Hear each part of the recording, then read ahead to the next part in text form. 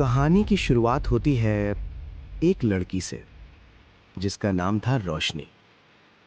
शहर की भीड़, शोर और कैद जैसी जिंदगी से तंग आकर रोशनी एक दूर दराज गांव की एक सुनसान, पुरानी और खामोश हवेली में आकर रहने लगती। वो आज़ाद जीना चाहती थी, अपनी मर्जी से, बगैर किसी डर के। शुरू के दिन पुरसुकून थे। रोशनी खुश थी, लेकिन ये खुशी गांव वालों को बर्दाश्त नहीं हुई। एक अकेली लड़की, अकेली हवेली और आजाद अंदाज़े जिंदगी। गांव की नजरें बदलने लगी। औरतें बातें बनाने लगी, मर्द सवाल उठाने लगे। एक दिन गांव के चंद लोग रोशनी के पास आए और उसे साफ लफ्जों में धमकी दी, हवेली खाली करो वरना अंजाम अच्छा नहीं होगा। लेकिन रोशनी डरी नहीं। वो सीधी पुलिस के पास गई और सबके खिलाफ शिकायत दर्ज करा दी। पुलिस का नाम सुनते ही गांव वालों के गुस्से ने आग पकड़ ली। अब बात हद से निकल चुकी थी।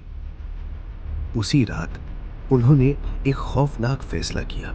आधी रात को उन्होंने हवेली के तमाम दरवाजे बाहर से बंद कर दिए और फिर उस हवेली को आग लगा दी। अंदर रोशनी चीखती रही, दरवाजे पीटती रही, मदद के लिए पुकारती रही। बाहर कोई इंसान नहीं था और रोशनी उसी आग में जिंदा जल गई। अगली सुबह गांव वालों ने झूठ बोल दिया, सिलेंडर फट गया था, ये एक हादसा था। पुलिस ने केस बंद कर दिया और गांव अपनी नॉर्मल जिंदगी में लौट आया। साल गुजरते गए, जली हुई हवेली गिरा दी गई और वहां बच्चों के खेलने का मैदान बना दिया गया। मासूम बच्चे रोज वहां खेलते थे। लेकिन एक शाम खेलते खेलते अचानक फिजा बदल गई, ठंड बढ़ गई, अंधेरा छा गया और मैदान के तमाम दरवाजे खुद ब खुद लॉक हो गए। अंधेरे में एक जलती हुई परछाई नमूदार हुई। ये रोशनी की रूह थी।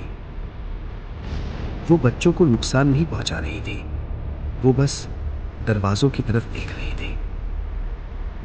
बच्चों के रोने की आवाज सुनकर उनके माँ बाप दौड़ते हुए वहां पहुंचे।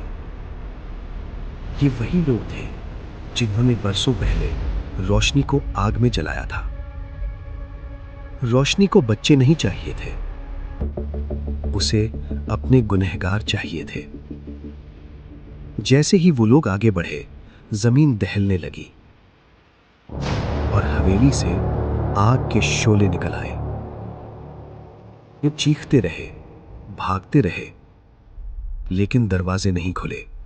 बिल्कुल वैसे ही जैसे कभी रोशनी के लिए बंद किए गए थे।